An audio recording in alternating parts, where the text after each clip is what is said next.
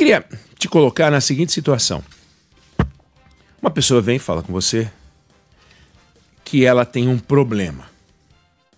Um problema que ela criou. E que ela deveria ter trazido para você há 1 ano, 2 anos, ou até mais. Ela criou o problema, ela ajudou o problema a atingir um tamanho gigante. E ela deveria ter resolvido esse problema com você. Deveria ter trazido para vocês resolverem juntos. Aí ela não resolveu com você. Deixou o problema seguir, sugerindo que ele não era tão grave assim. Aí, a certa altura, ela chega para você e joga você. Sabe que ela deu uma solução para o problema que não é a melhor solução, não é a mais correta.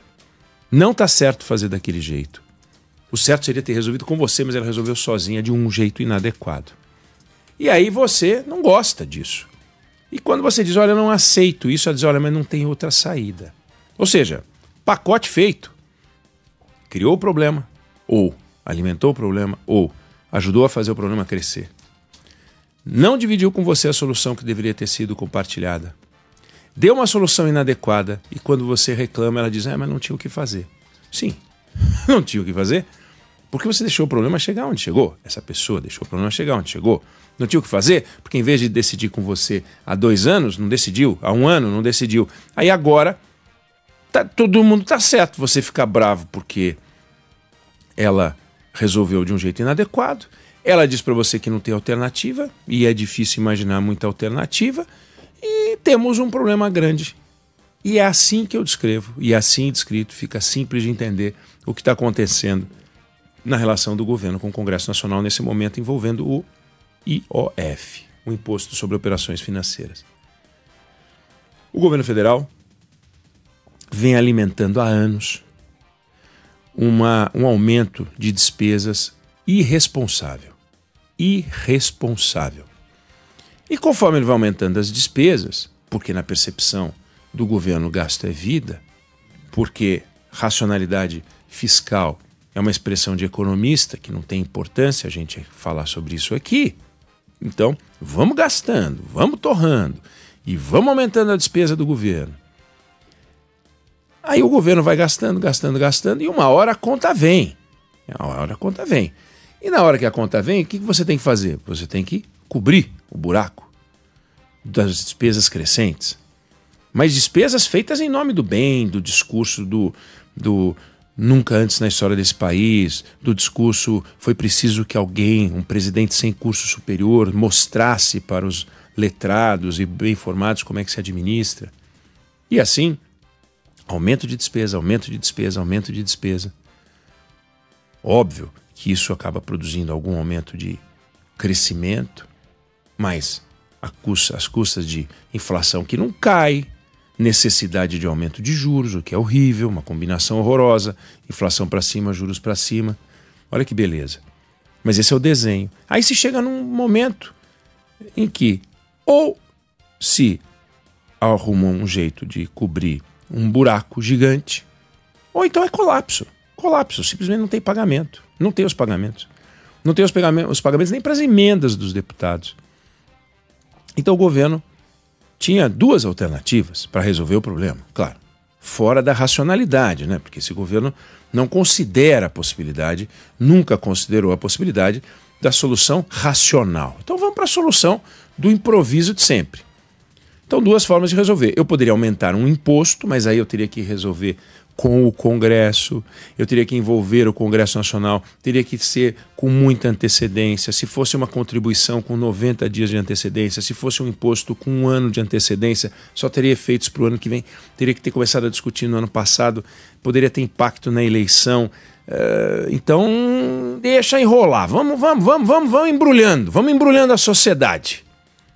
Aí o governo, sem uma solução, cai no colo do ministro da Fazenda, que não tem muita alternativa, ele vai lá e fala, bom, vamos de IOF. Por que o IOF? Porque o IOF é um imposto único que o governo pode mexer nos valores por decreto, sem ter que falar com o Congresso Nacional e sem ter que dividir Se ele mexesse no imposto de renda, por exemplo, teria que partilhar, dar um pedaço para os estados, um pedaço para os municípios, para fundos de desenvolvimento, etc. Então, você pega a 100 e só fica com uma parte. O IOF você pega a 100 e fica com 100.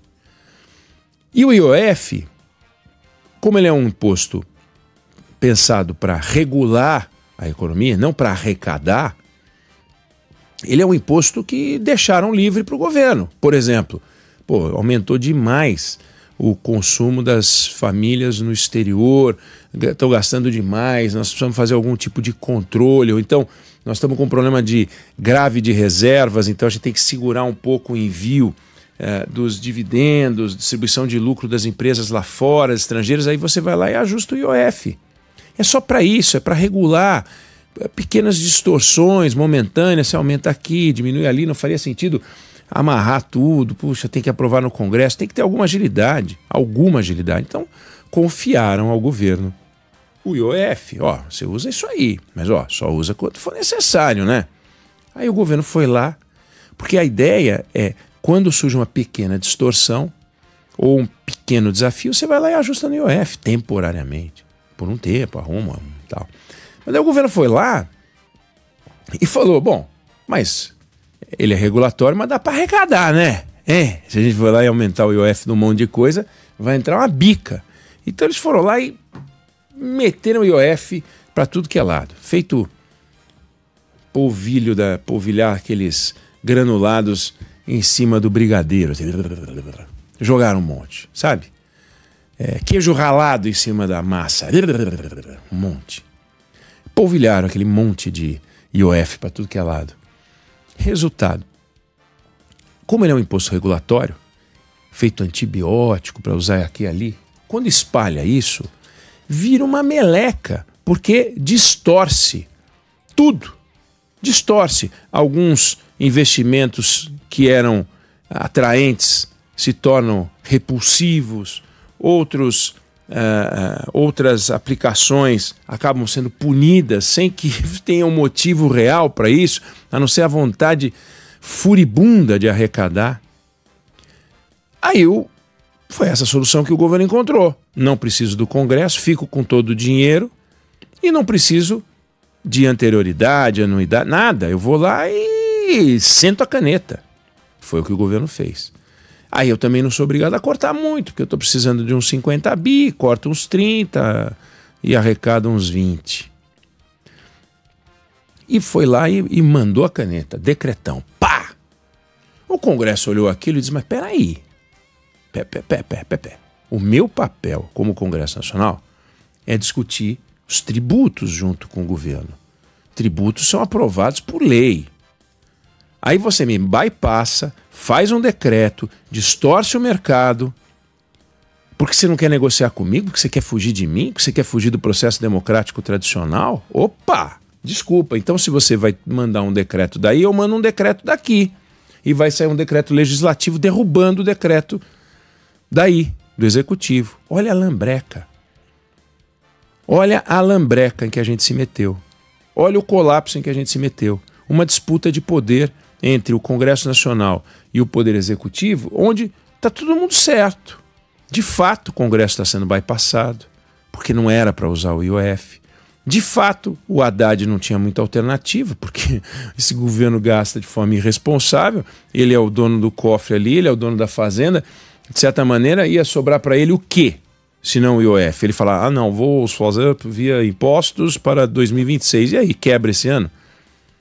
Você fica sem oxigênio esse ano em nome da racionalidade de um governo que não é racional? O Haddad está fazendo o que dá.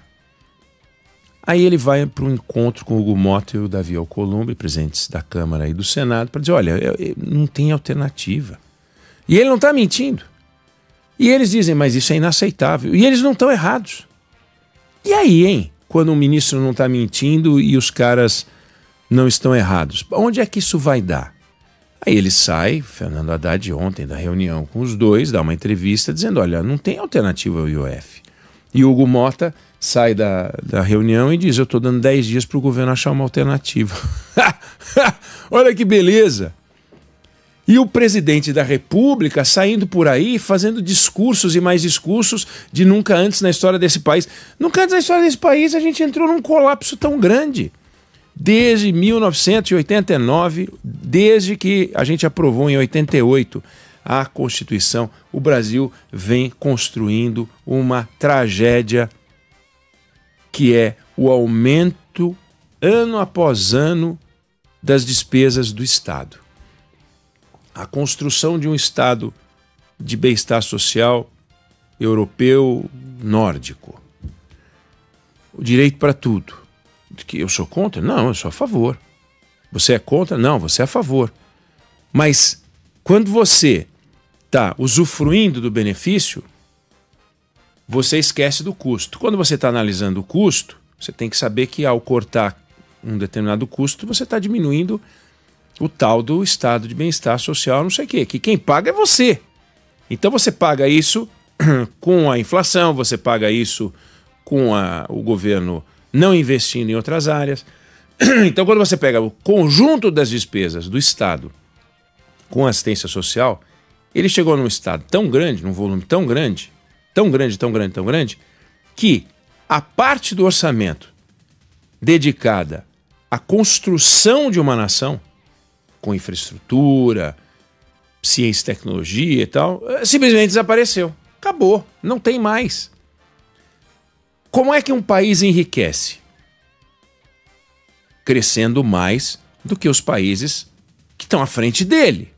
Você pega o conjunto de países ricos, estão lá crescendo a uma velocidade menor do que os países de renda menor. Pega uma grande companhia nacional, ela cresce menos do que uma startup. Pega um país consolidado, os Estados Unidos, cresce menos do que os emergentes. E é muito menos, não é pouco. Pois o Brasil conseguiu um feito. O Brasil consegue um feito de crescer menos do que os Estados Unidos.